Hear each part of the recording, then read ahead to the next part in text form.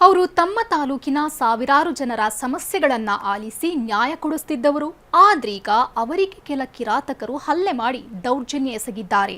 ಅಸಲಿಗೆ ಸರ್ಕಾರಿ ನಿವಾಸದಲ್ಲೇ ಸರ್ಕಾರಿ ನೌಕರರಿಗೆ ಆದ ಕಿರುಕುಳ ಏನು ಅನ್ನೋದೇ ಕುತೂಹಲ ಮೂಡಿಸಿದೆ.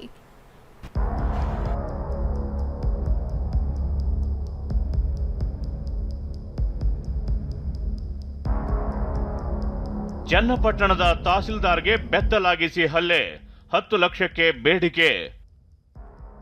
ಫೇಸ್ಬುಕ್ ಮೂಲಕ ಪರಿಚಯನಾಗಿದ್ದ ರೌಡಿ ಶೀಟರ್ನಿಂದ ಕೃತ್ಯ.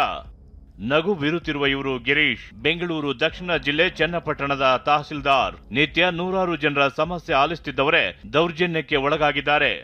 ಆಗಿದ್ದೇನೆಂದ್ರೆ, ಈ ಗಿರೀಶ್ಗೆ ಫೇಸ್ಬುಕ್ ಮೂಲಕ ರೌಡಿ ಶೀಟರ್ ಅನುಷ್ ಪರಿಚಯವಾಗಿದ್ದ. ಸ್ನೇಹಿತ ಶೋಭರಾಜ್ ಹಾಗೂ ನವೀನ್ ಜೊತೆ ಅನುಷ್ ಜೂನ್ 29ರಂದು ತಹಸೀಲ್ದಾರ್ ಮನೆಗೆ ಬಂದಿದ್ದಾನೆ.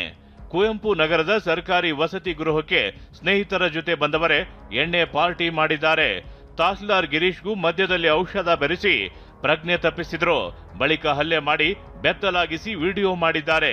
ಅವರ ಮೈಮೇಲಿದ್ದ 8 ಗ್ರಾಂ ಚಿನ್ನದ ಉಂಗುರ, 14 ಗ್ರಾಂ ಚಿನ್ನದ ಸರ ಹಾಗೂ ಬೆಳ್ಳಿ ಉಡುದಾರ ಕಸಿದಿದ್ದಾರೆ. ವಿಡಿಯೋ ವೈರಲ್ ಮಾಡ್ತೀವಿ ಅಂತ ಬೆದರಿಸಿ 10 ಲಕ್ಷ ಕೊಡಬೇಕು ಅಂತ ಬ್ಲಾಕ್ ಮೇಲ್ ಮಾಡಿದ್ದಾರೆ. ಚನ್ನಪಟ್ಟಣ ಟೌನ್ ಪೊಲೀಸ್ ಸ್ಟೇಷನ್ ಲಿಮಿಟ್ಸಲ್ಲಿ ಏನು ಒಂದು ಪ್ರಕರಣ ದಾಖಲಾಗಿದೆ, ಅದರಲ್ಲಿ ತಹಸೀಲ್ದಾರ್ ಅವರಿಗೆ ಎಕ್ಸ್ಟೋರ್ಷನ್ ಮಾಡೋಕ್ಕೆ ಪ್ರಯತ್ನ ಪಟ್ಟಿರುವಂತಹ ಒಂದು ಪ್ರಕರಣದಲ್ಲಿ ನಾವು ಒಬ್ಬ ಆರೋಪಿಯನ್ನು ಬಂಧನ ಮಾಡಿದ್ದೀವಿ. ಅವ್ರನ್ನ ಜುಡಿಷಿಯಲ್ ಕಸ್ಟಡಿಗೆ ಕಳಿಸಿದ್ದೀವಿ. ಇನ್ನು 2 ಆರೋಪಿಗಳನ್ನ ನಾವು ಬಂಧನ ಮಾಡೋದು ಬಾಕಿ ಇದೆ. ಇವರೆಲ್ಲ ಮೂಲತಃ ಮೈಸೂರಾಗಿದ್ದು ಅವ್ರಿಗೆ ಯಾವಾಗಲಿಂದನೂ ಪರಿಚಯ ಇರುವಂತಹ ಒಂದು ಮಾಹಿತಿ ಇದೆ. ಗಿರೀಶ್ಗೆ ಉಸಿರುಗಟ್ಟಿಸಿ ಕೊಲೆಗೂ ಯತ್ನಿಸಿದ್ದಾರೆ.